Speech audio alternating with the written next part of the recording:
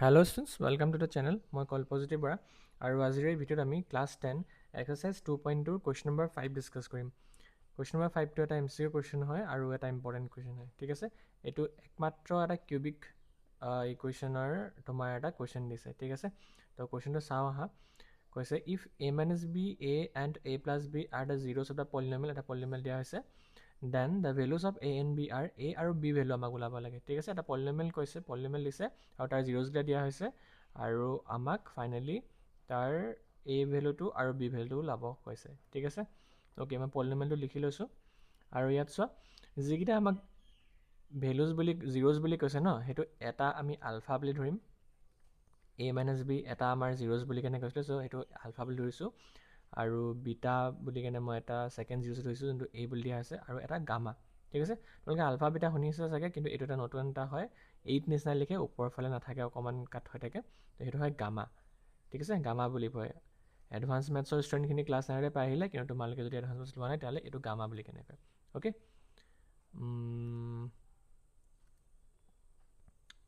আচ্ছা, এতিয়া আমি কুৱেশ্যনটো কৰোঁ। ঠিক আছে, আচ্ছা, কিন্তু এই কিউবিক ইকুৱেশ্যনটো কৰাৰ আগতে আমি কিউবিক পলিনমিয়েলৰ কিছুমান আইডেণ্টিটিৰ কথা গম পাব লাগিব। চোৱা, কিউবিক পলিনমিয়েল তোমাৰ এনেকুৱা কোনবা কয় যাৰ মানে এনেকৈ কিউব থাকে। ঠিক আছে, এনেকৈ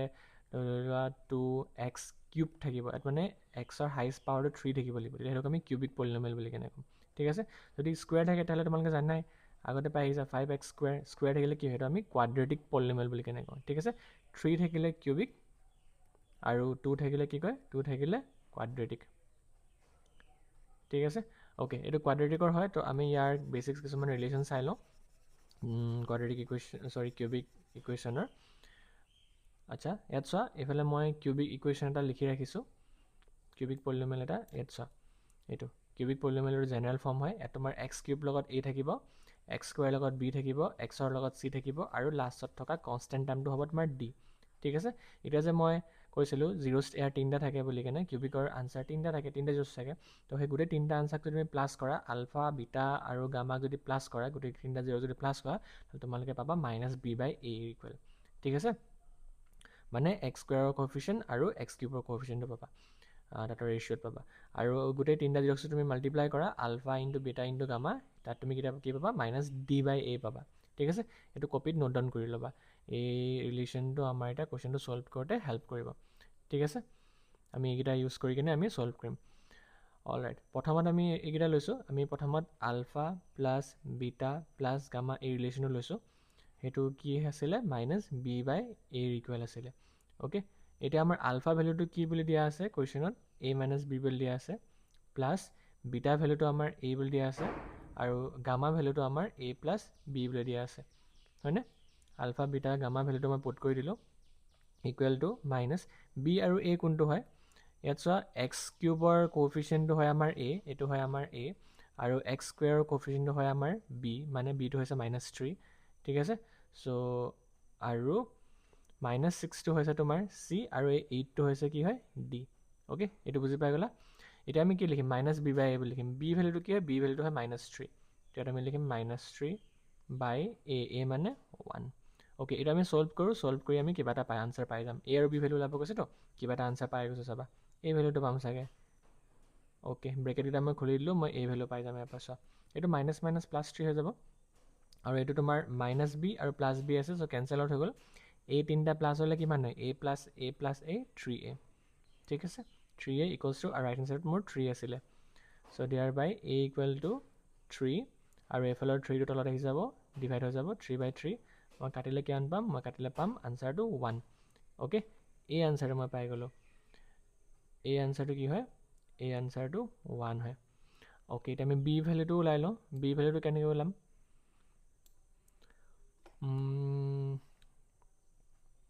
বি ভেলুটো মই থাৰ্ড ৰিলেশ্যনটো ইউজ কৰোঁ। ঠিক আছে, alpha into beta into gamma, second ৰিলেশ্যনটো alpha into beta into gamma equals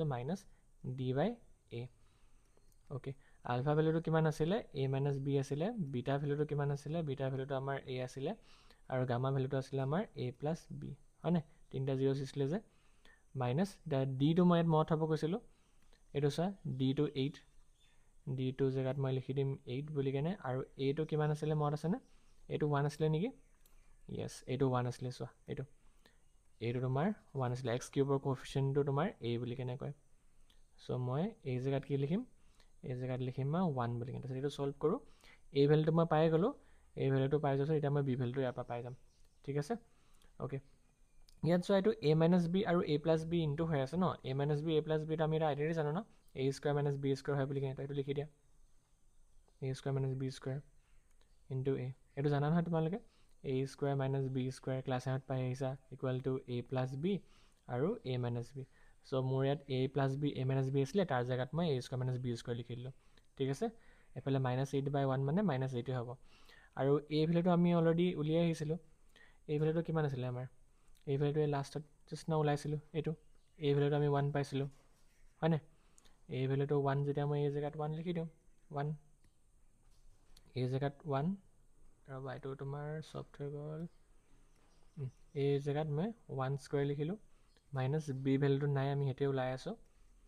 আৰু ইনটু এ হৈ আছে এগেইন 1 এটা ইনটু হ'ব ইকুৱেল টু -8 1 স্কুৱাৰ মানে 1 minus B square equals to -8 okay এতিয়া আমি কি কৰিম -8টো ৰাইট হেণ্ড ছাইডত লৈ আনিম 1 -8টো এইফালে আহিলে কি হয় +8 হ'ব মাইনাছ বি স্কুৱাৰ -8টো মই এফালে লৈ আনিলোঁ ন তো এইটো মই কি লিখিম এইফালে 0 লিখিম একোৱেই নাই এফালে মোৰ এতিয়া মই এইটোক ছল্ভ কৰি দিম 8 + 1 কৰিলে কিমান হ'ব 9 minus B square equal to 0 ঠিক আছে এতিয়া ইয়াক আকৌ ছল্ভ কৰা 9টোক 3 স্কুৱাৰ বুলি লিখি দিয়া 3 স্কুৱাৰ 9 হয় minus B square equal to 0 ঠিক আছে এতিয়া আকৌ চোৱা এইটো a square minus B square বনি গ'ল তো আমি আকৌ ব্ৰেক কৰিম a plus B a minus B এতিয়া ফৰ্মুলাটো মই দেখাইছিলোঁ যে ওপৰত